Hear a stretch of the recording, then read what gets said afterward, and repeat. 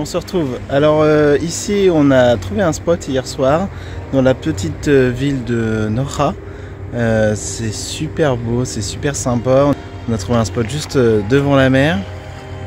Et ici, juste là. Alors là on est en marée basse, c'est dommage. Marée haute, ça aurait été plus sympa. Ils appellent ça une piscine naturelle. Donc je vais vous montrer ça tout de suite.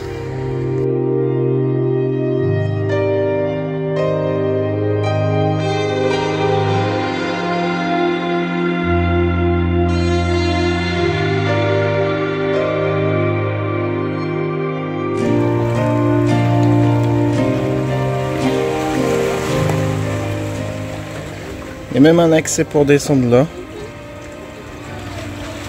après il faut s'imaginer marée haute, parce que là on est en marée basse.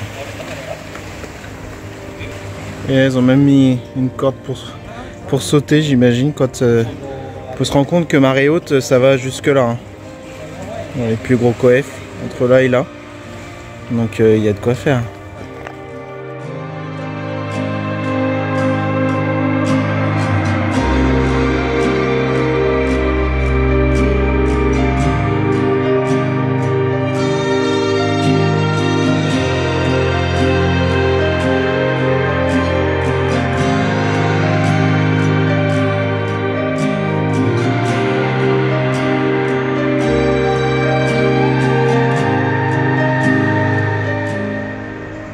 Donc voilà, la petite ville de Nora, c'était pas prévu qu'on vous la montre parce qu'on peut pas tout vous montrer sur les vidéos, sinon ça serait beaucoup trop long. Mais on a vraiment adoré cet endroit, donc là c'est imprévu, donc du coup je me suis dit bon bah allez, on va filmer un peu.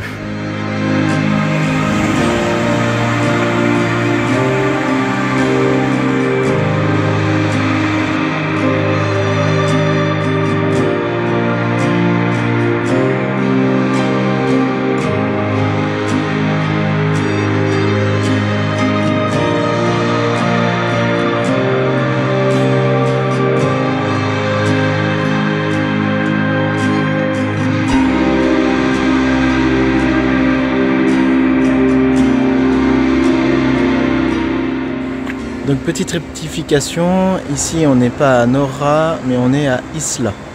Donc voilà, ça change pas grand chose, c'est pas le même village quand même, mais on est juste à côté, on est à quelques kilomètres de Nora. Donc on est à Isla. Donc je vais vous montrer, ce qui est exceptionnel, c'est qu'on a trouvé ce spot là, et il est vraiment bien. Je vais vous montrer pourquoi, je vais vous montrer ça tout de suite. Alors nous on est juste là, notre camping-car est là. Et derrière il y a un petit escalier et on descend là, on a accès sur la plage. Donc là on a accès et vue sur la plage. Donc ça c'est pour nous le spot de rêve, on va dire.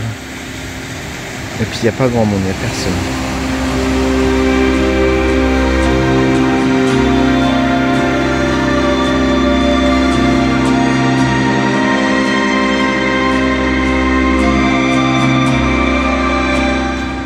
Donc pour revenir pour la météo, donc aujourd'hui on est le 27 octobre, hier on a eu jusqu'à presque 30 degrés dans le camping-car, donc il y avait un peu plus d'air à l'extérieur, donc c'était plus appréciable.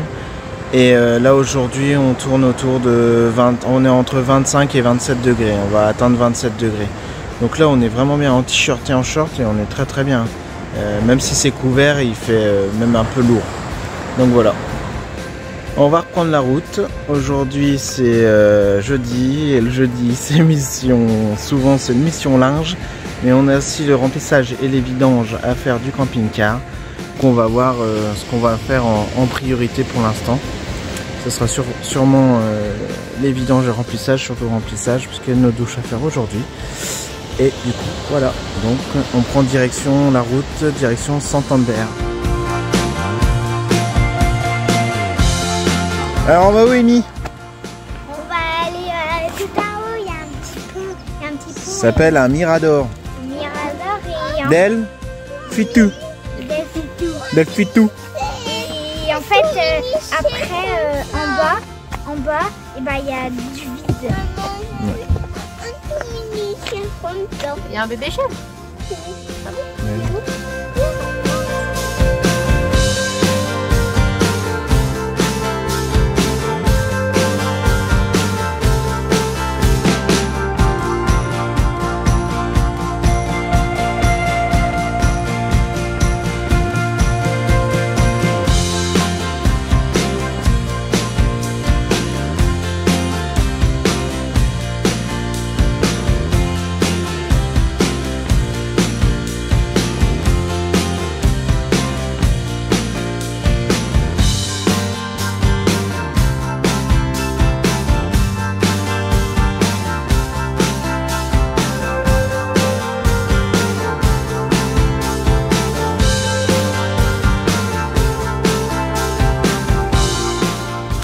Voilà, on vient de monter sur le Mirador del Fettu et on voit le pic d'Europe. Ici ça s'appelle les pics d'Europe, donc on voit les montagnes et juste en face on voit la mer, l'océan. C'est une super vue parce que on a les deux rassemblés depuis le temps qu'on vadrouille un petit peu maintenant. On voit les deux d'un coup, la montagne et la mer, et l'océan du moins. Donc c'est vraiment magnifique d'avoir les deux de chaque côté. Donc là on a un spot juste à côté. Depuis qu'on est arrivé en Espagne, on n'a pas plus de difficultés que ça à trouver des endroits stationnés.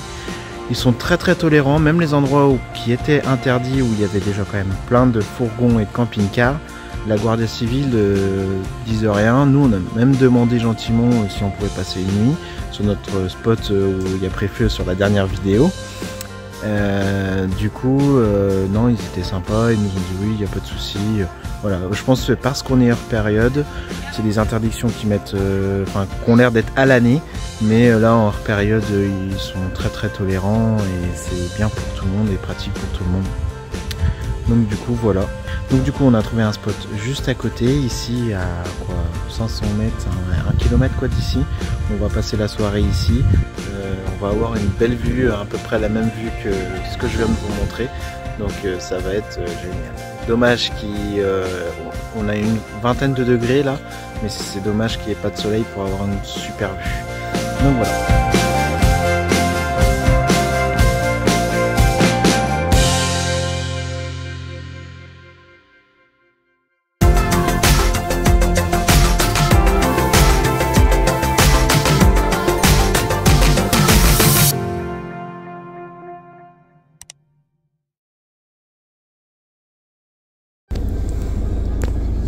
Voilà, on est arrivé au spot. Ouais, arrivé au spot et une vache en plein air. On les cherchait dans les Pyrénées, on les a pas vues. Et là, juste à côté des camping-cars.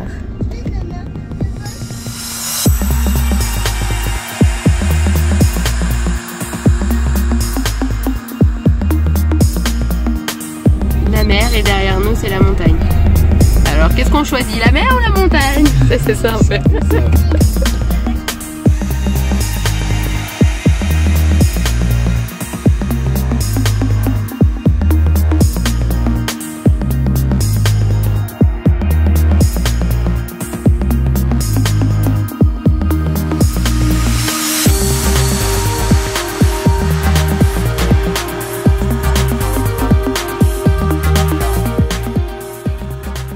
Bon, on a quand même une vue improbable. Hein, ouais. C'est la The Vue.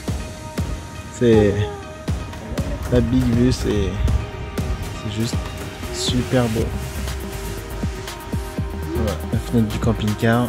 Quand on a une vue comme ça, c'est que on ne l'aura pas 150 fois en tout cas, je pense pas.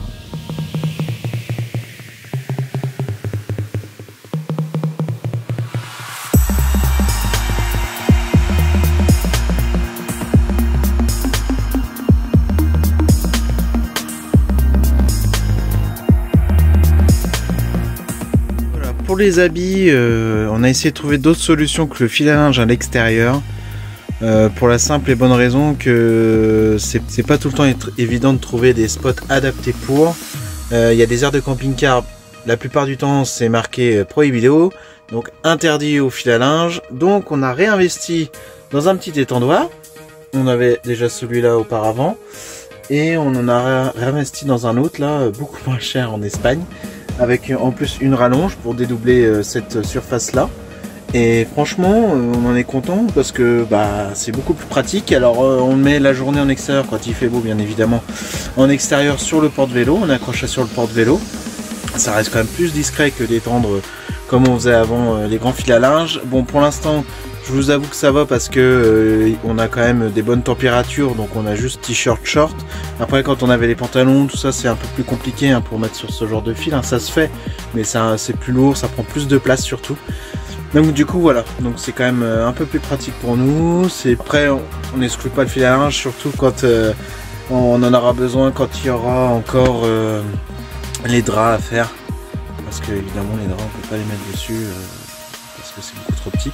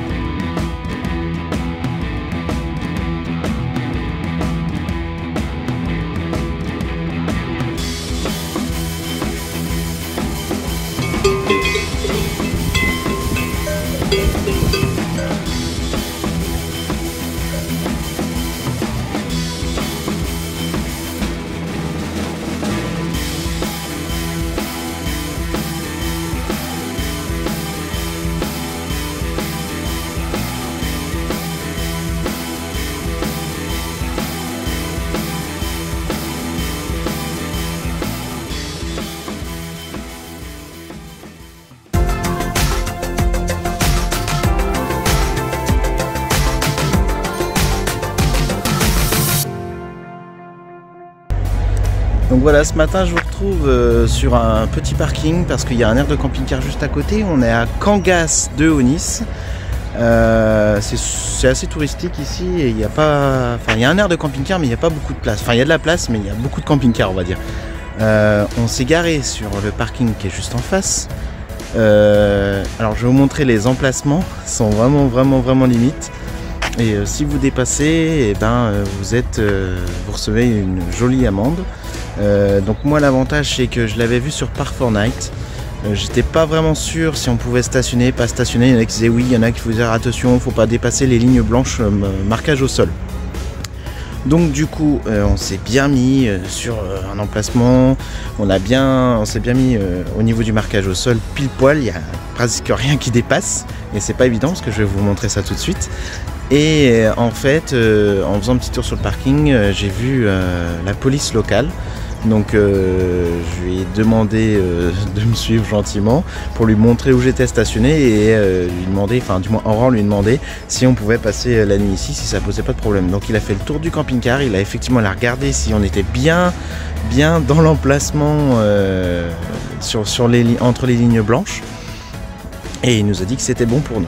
Et effectivement, le soir, il est repassé plusieurs fois et les autres véhicules qui se sont garés où il y a une roue qui chevauchait trop sur la gauche ou trop sur la droite, ils auront été soit ils lui ont demandé de se mettre mieux correctement ou soit ils ont demandé de partir parce que c'est vrai que vous allez voir, il n'y a pas de place. Hein. Et clairement, il n'y a pas de place. Hein. Donc je vais vous montrer ça tout de suite.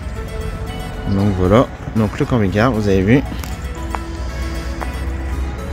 Donc voilà, c'est vraiment, il est encoché dans entre les lignes. Voilà, donc vous imaginez bien que si on met un autre camping-car à côté, c'est pas possible. Et plus on avance là, et plus les places sont courtes.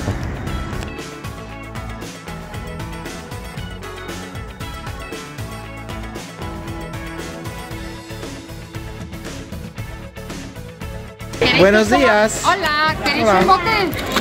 Si. Uno para ti. Hey. Allez, vous dites merci, gracias. Espera. Amy. Oh. Allez, gentil alors. On dit quoi, Amy? De nada. Allez, t'as dit merci? C'est bien. Voilà. Allez, faut les remplir maintenant. Hein.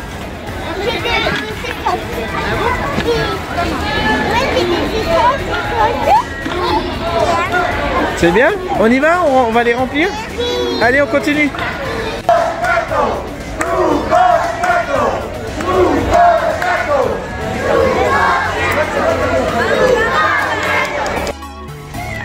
Hop. Gracias. C'est when. Gracias. Allez, on continue. On avance. Bien? Et when. Tiens. Ah, gracias.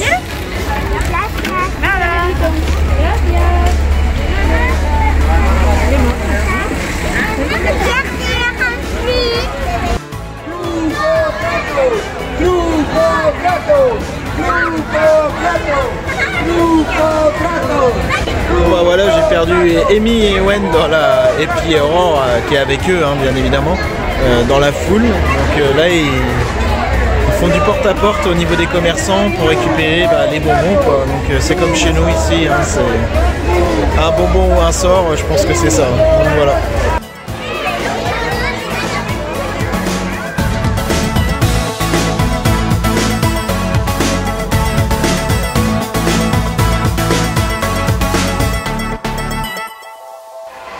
Je sais pas si on va m'entendre, mais c'est marrant parce que du coup, Ewen et Amy comprennent pas ce qu'il faut faire et ils font comme les autres enfants. Donc c'est marrant, regardez.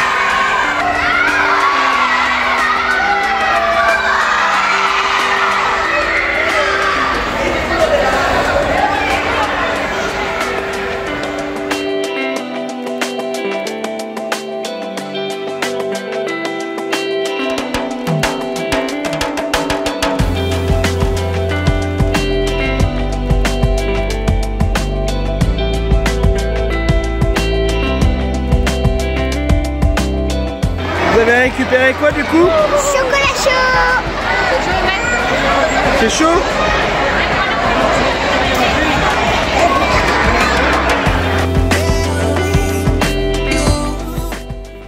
Aujourd'hui c'était bien sympathique, on était mercredi. Et ici en Espagne, que ce soit les jours en semaine mais sur certaines heures et le mercredi, certains mercredis aussi, ou jours fériés, hein, il y a des visites qui sont gratuites. Donc on essaie de se renseigner un maximum, évidemment, pour pouvoir faire un maximum de choses gratuitement. Donc ce matin, on a fait le musée Jurassique. Donc c'était le musée du Jurassique donc sur les dinosaures dans les Asturies. On a pu y accéder gratuitement mercredi matin. Il y avait 10h, 10h30, 11h. Faut bien respecter les heures. Et c'est des places limitées aussi. Donc on a pu y aller à 10h30, on a fait un tour du musée, c'était bien sympathique, les enfants étaient très contents parce que c'était une surprise pour eux. Et du coup là aussi cet après-midi on est dans une ferme, donc la première ferme espagnole. Donc on va avoir une petite visite de la ferme. Donc ça va être bien sympa je pense, je vais prendre quelques images. Donc sachez que pour ceux qui viennent en Espagne, il faut prendre le temps de faire des recherches, on a fait des recherches sur internet. Et on a pu trouver ça et c'était super sympa. Donc on continuera de scruter internet pour pouvoir trouver ces petits avantages comme ça qu'on n'a pas forcément ailleurs.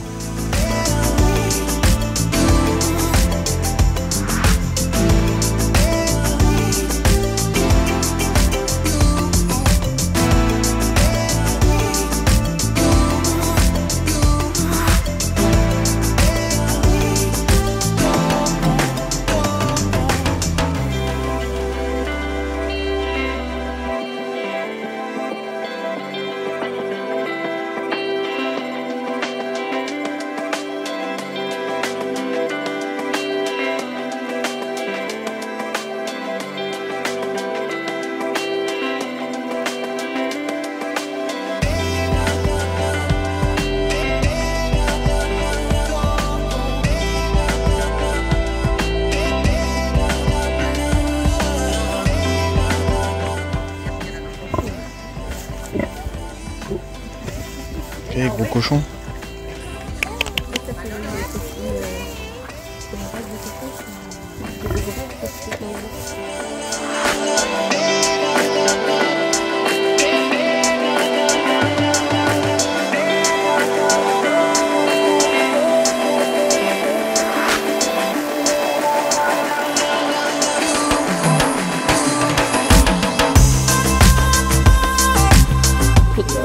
Des sacrées dégustations ici. 4 fromages, 4 bouts de fromage. On mange du riz au lait. C'est pas mal.